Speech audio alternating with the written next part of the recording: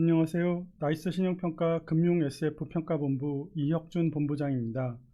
금융업권 2025년 상반기 신용등급 변동과 하반기 방향성, 경기 둔화와 연체율 상승 속 하향 조정 우세라는 주제의 이슈 리포트에 대해 말씀드리도록 하겠습니다.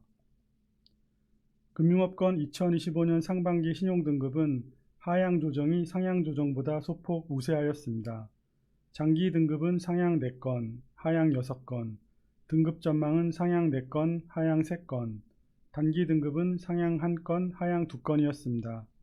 2024년 상반기 장기 등급 상향 1건, 하향 4건, 등급 전망 상향 2건, 하향 12건, 단기 등급 상향 0건, 하향 3건과 비교시 하향 조정 우위는 여전하나 강도는 완화되었습니다. 부동산 PF 구조조정 과정에서 잠재 부실이 상당 수준 정리된 데 따른 것입니다. 신용등급 또는 등급 전망의 상향 조정이 발생한 업종은 생명보험 3개사, NPL 투자 2개사, 증권 1개사, 할브리스 1개사, 저축은행 1개사입니다. 하향 조정이 발생한 업종은 저축은행 4개사, 부동산 신탁 3개사, 생명보험 1개사, 증권 1개사입니다. 상향 조정은 생명보험과 NPL투자, 하향 조정은 저축은행과 부동산 신탁에 집중되었습니다. 상향 조정 사유는 실적 개선 또는 지배주주 변경에 따른 계열 지원 능력 강화, 하향 조정 사유는 실적 저하입니다. 2025년 6월 말 기준 금융업권의 난스테이블 등급 전망은 파저티브 2건, 네거티브 6건으로 부정적 전망이 우세합니다. 2024년 말 파저티브 2건, 상향와치 1건, 네거티브 11건과 비교시 부정적 전망 우세는 동일하나 편중도는 완화되었습니다. 2024년 금융업권의 수익성은 업종별로 차별화된 모습을 보였습니다. 은행, 생명보험, 손해보험, 증권의 실적이 양호했던 반면 신용카드, 할브리스, 부동산 신탁, 저축은행의 실적은 저조했습니다. 경기 둔화와 부동산 PF 구조 조정이 실적 차별화의 주된 원인입니다. 저축은행과 부동산 신탁은 업계 전체적으로 적자를 시현했습니다. 저축은행은 2년 연속 적자였고 부동산 신탁은 2010년 이후 14년 만에 적자 전환하였습니다. 다만 저축은행의 적자폭은 전년 대비 소폭 감소했습니다. 2025년 들어서는 조금 다른 모습이 나타나고 있습니다.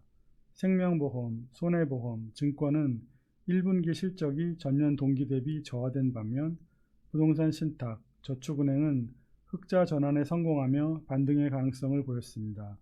전년도 기저효과와 부동산 금융 잠재 부실을 이미 상당 수준 손실로 인식한 데 따른 결과입니다. 은행, 신용카드, 할브리스는 전년과 유사한 실적 흐름이 이어지고 있습니다. 내수 경기가 여전히 부진하지만 한국은행이 기준금리를 인하 중이고 새 정부가 재정 확대를 통한 경기 부양을 추진하고 있는 점이 하반기 금융회사 실적의 변수입니다. 2025년 금융업권의 주요 이슈는 경기 둔화와 연체율 상승 심화입니다. 한국은 주력 산업의 성숙기 진입, 인구 구조의 고령화, 소득 대비 과다한 가계부채가 유발한 구매력 저하 영향으로 저성장이 갈수록 고착화되고 있습니다. 이러한 가운데 미국 트럼프 정부의 강도 높은 관세 인상 추진에 따른 부정적 영향으로 경제 성장률은 더욱 하락하는 모습입니다. 2025년 경제 성장률 전망치는 주요국 중 가장 급격한 하락세를 보이고 있습니다. 한국은행이 최근 발표한 2025년 GDP 성장률 전망치는 0.8%입니다. 이는 글로벌 금융위기 직후인 2009년 수치와 동일한 수준입니다. 대출채권 연체율은 인플레이션을 억제하기 위한 기준금리 인상이 본격화된 2022년부터 급등세로 전환하여 2025년 들어서도 상승세가 꺾이지 않고 있습니다. 인플레이션이 진정됨에 따라 한국은행은 2024년 10월부터 4회에 걸쳐 기준금리를 3.5%에서 2.5%로 1%포인트나 인하했으나 효과는 아직 미미합니다. 새 정부는 기준금리 인하 외에 대규모 추가 경정 예산 집행과 배드뱅크 활용을 통해 경기 부양과 부채 탕감을 추진할 계획입니다. 이 정책이 성과를 거두어 경기가 살아나고 연체율 개선으로 이어지는지 여부에 대한 모니터링이 필요합니다. 금융업권의 가장 큰 불안 요인이었던 부동산 PF 문제는 금융당국과 관련 업계의 지속적 노력에 힘입어 경제 시스템을 뒤흔드는 리스크에서 관리 가능한 리스크로 축소되었습니다. 금융업권은 2022년 레고랜드 사태 이후 부실 PF 정리, 유상증자 등을 통해 익스포저 감축 및 손실 흡수 능력 강화를 지속해 왔습니다. 그 결과 자기자본 대비 부동산 PF 비율이 크게 하락하였습니다. 2022년 말에서 2025년 3월 말까지 저축은행은 141%에서 72%로, 캐피탈은 95%에서 65%로 낮아져 양적인 리스크가 현저히 완화되었습니다. 금융당국은 2023년 PF 대주단 협약을 출범시켜 무분별한 채권 회수를 억제함으로써 금융회사와 건설사에게 잠재 부실을 정리할 체력을 갖출 시간을 벌어주었습니다. 2024년에는 기존 3단계 양호, 보통, 악화 우려였던 사업성 평가 기준을 4단계 양호, 보통, 유의, 부실 우려로 확대하고 유의, 부실 우려 익스포저의 정리 및 재구조화를 추진했습니다. 4차례 사업성 평가 결과 2025년 3월 말 유의, 부실 우려는 21.9조 원으로 전체 190.8조 원의 11.5%였습니다. 기정립된 충당금과 자기자본 규모를 감안할 때 금융업권이 감당 가능한 수준입니다. 1, 2차 사업성 평가 결과 정리 및 재구조화 대상으로 선정된 23.9조 원 중 2025년 3월 말까지 38.1%에 달하는 9.1조 원에 대하여 정리 6.5조 원, 재구조화 2.6조 원이 완료되었습니다. 계획 대비로는 정리가 다소 지연되고 있으나 현재까지 완료 규모는 의미 있는 수준입니다. 다만 PF 연체율은 여전히 상승하고 있어 아직은 경계심 유지가 필요합니다.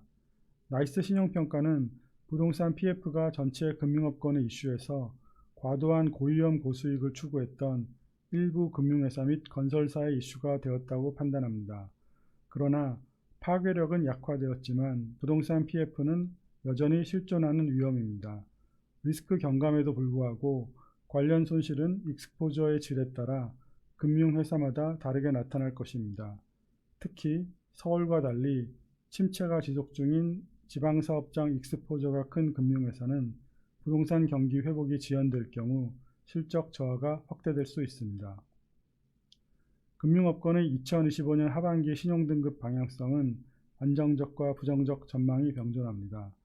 은행, 생명보험, 손해보험, 증권, 신용카드 5개 업종의 신용등급 방향성은 안정적입니다. 반면 할브리스, 부동산 신탁, 저축은행 3개 업종의 신용등급 방향성은 부정적입니다. 증권은 기준금리 인하 기조, 새 정부의 경기 부양 계획에 힘입어 주가지수가 상승하고 증시로 자금 유입이 증가하는 등 사업 환경이 호전된 점을 감안하여 신용등급 방향성을 부정적에서 안정적으로 변경하였습니다. 나이스 신용평가는 2025년 하반기에도 금융업권의 사업 및 재무실적 추이, 개별 회사의 전략적 대응과 이에 따른 변화를 파악하기 위해 다각적인 검토와 분석을 시행할 것입니다. 미국의 관세정책, 한국의 재정정책, 내수 경기의 회복 여부는 신용등급 방향성을 좌우할 중요한 변수입니다. 이를 고려하여 피어그룹 대비 수익성이나 재무 안정성 변동폭이 큰 금융회사에 대해서는 모니터링을 강화하고 필요시 신용등급에 반영할 것입니다. 지금까지 금융업권 2025년 상반기 신용등급 변동과 하반기 방향성, 경기 둔화와 연체율 상승 속 하향 조정 우세에 대해 말씀드렸습니다. 보다 상세한 내용은 당사 홈페이지에 게시된 리포트 원문을 참고해 주시기 바랍니다. 경청해 주셔서 감사합니다.